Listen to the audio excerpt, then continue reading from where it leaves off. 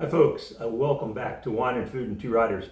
Today we're going to make a cold summer soup, gazpacho. It's about the end of the canning season here where we are, and we're down to not too many ripe tomatoes right now. So I've got enough to make a batch of gazpacho, or about a half a batch. Now what we've got is, starting off, about 1 3/4 pounds of tomatoes out of the garden. The cucumbers have kind of petered out until the next batch comes on in a month. So I've got a store-bought cucumber. I'm probably not going to use the whole thing. It calls for 1 cucumber. This one's pretty big. It calls for a medium bell pepper, and what I've got are some peppers I grew this year. They're not exactly as thick-walled as a bell pepper. You can see, kind of thin. But it is a sweet pepper, so I'm going to use most of this one.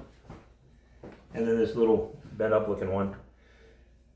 Small onion, and what I'm going to use is a little bit of this medium onion. Half a cup of tomato juice, half a cup of water, a 1/4 teaspoon of dried tarragon, a couple dashes of salt, and that's pretty much it.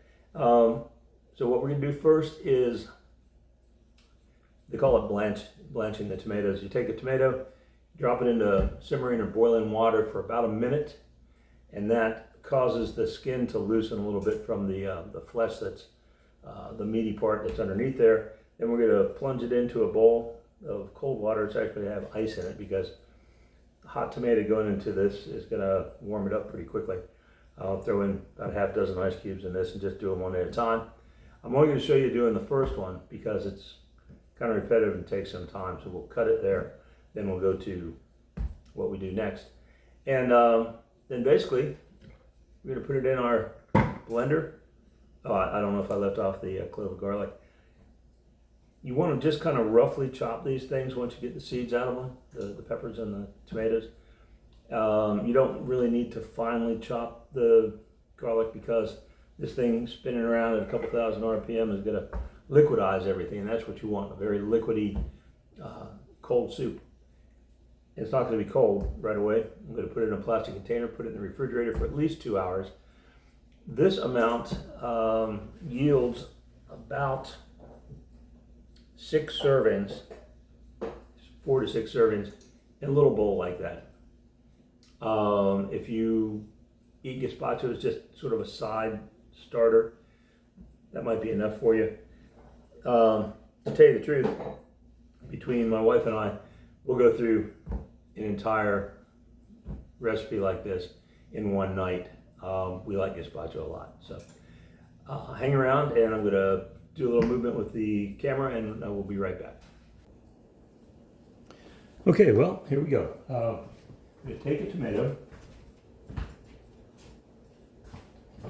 this one, put it in a pot of simmering water for about a minute, and that's going to loosen the skin up. In the meanwhile, take our pepper, and not only the seeds but the pith of the pepper aren't real great. I've got a plastic grocery bag in the sink. If you put all your debris from your various vegetables in your trash, and this is midsummer, and even though you might not see them anywhere today, I guarantee you put vegetable stuff like this in the trash for a day, and you're going to have fruit flies in your house tomorrow, which, I mean, they don't live but a couple of days, but you don't like to mess with them, swatting around and everything. So I'm just going to peel that, cut that with a paring knife, toss that piece away. And these are just roughly chopped because the food processor is going to whack it pretty good. I'm going to use a little bit over half cucumber.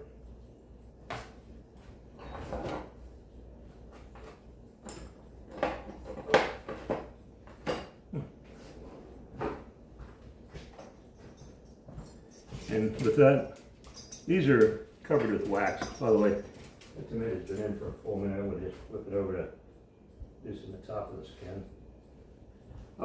They're covered with wax at the store. to help them stay somewhat fresh.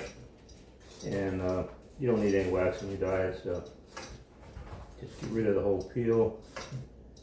And the seeds don't do you any favors either. So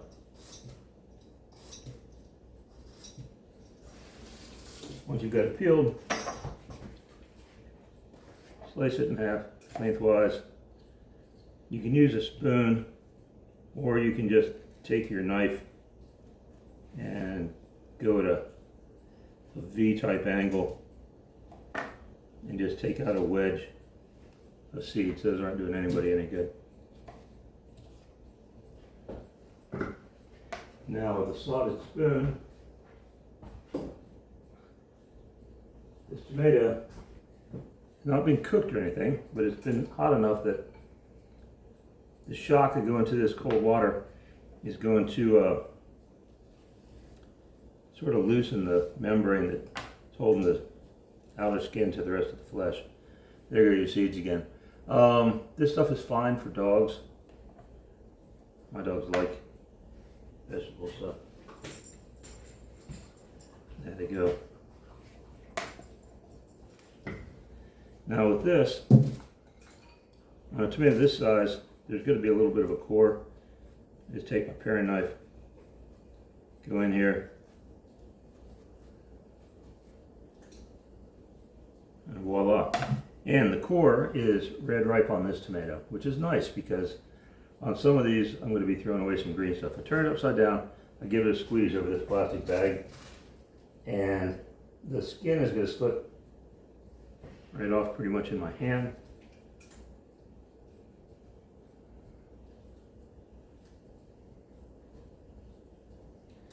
And then as you look at it, you can see some seeds in there. And I'm just going to push them out with my thumb and fingers.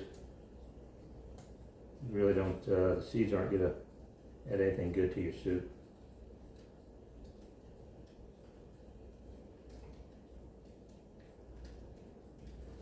Got most of the seeds.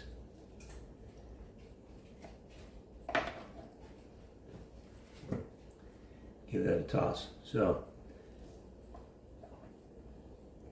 normally I would take a flat blade and flatten out this garlic. It's only one clove, and it is going to go into the food processor. So I'm just going to chop it into 2 little pieces. Chop the equivalent of a small onion, and I would call that about a small onion.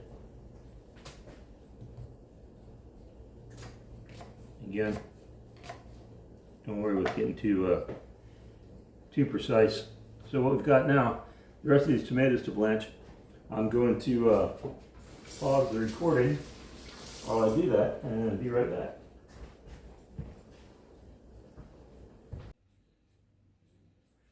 And welcome back as we finish this up. So I've blanched the tomatoes except for the last one. One thing I'd like to say, or like to ask of you actually, please consider hitting like. It helps with the algorithm.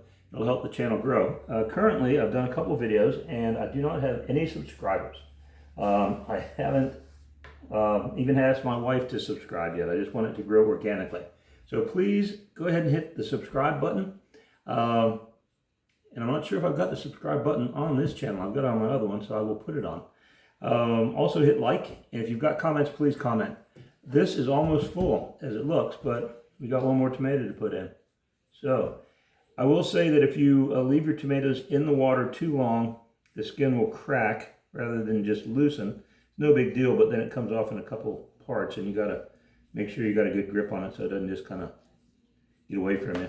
This one you can see there's a little bit of green in there, and that doesn't add sweetness. So I'm going to carve some of that out because everything in here is going to get emulsified. It's going to get really beat down in the blender. And anything that's bitter and then it's beat down to nothing will be bitter in your soup. You don't want that. So again, I'm squeezing it into a plastic grocery bag that I'm going to tie a knot into and toss it in the trash. And just that's only to keep the fruit fly situation down or make it non-existent. So I've got most of the seeds out of this, not every single one, but pulling out a couple of the little bitter looking parts. So away we go. Chuck that in there, rinse off the hands. I've already put in the tarragon. I threw in some salt. So very important that you use wine vinegar. You could probably use white wine vinegar. I usually use red, just because that's what we use as a dressing for various things when we are messing with tomato-based stuff. Most of this is probably going to fit into here. Any excess, I'll just put in another container. It'll keep in the refrigerator for probably about 5 days. You can also freeze it if you want. If you want to freeze it, you might not want to use plastic because this will stain. It'll be permanently red stained. Use a glass container if you've got one. So, say half a cup of tomato juice, approximately. Half a cup of cool water. And then after this is thoroughly blended, give it about 2 hours in the fridge. When you serve it, if you want to chop up a little bit of tomato and put on as a garnish, it's kind of attractive. The other thing is that I love putting croutons in. And here we go. This could be usually hit it a couple times to get that stuff settled down.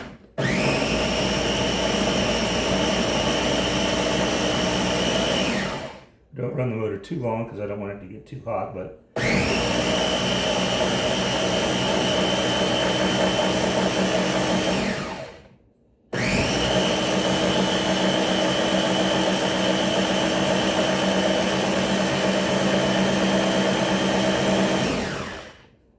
now we're going to do a consistency check. Yeah, it's still a few little chunks in there. Another 30 seconds.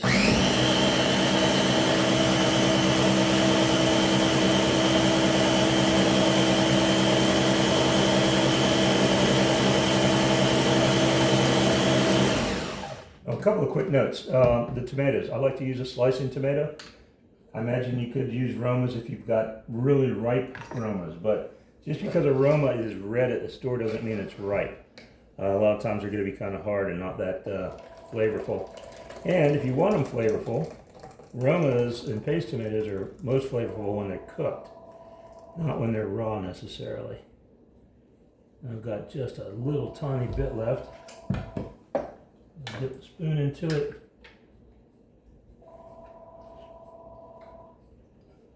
Wow, totally delicious. In Spain, a lot of times, you're hearing the phone ringing in the background, you can wait.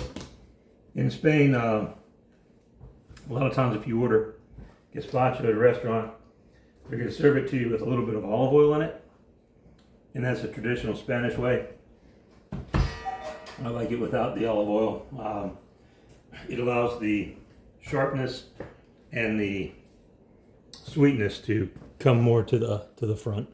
So now I've got to clean this up. Thank you for tuning in. Please hit like if you like it, and subscribe if you would like to see more of these. And heck, first person who subscribes will be the first subscriber. Yay! Thanks a lot. Check back and watch us again.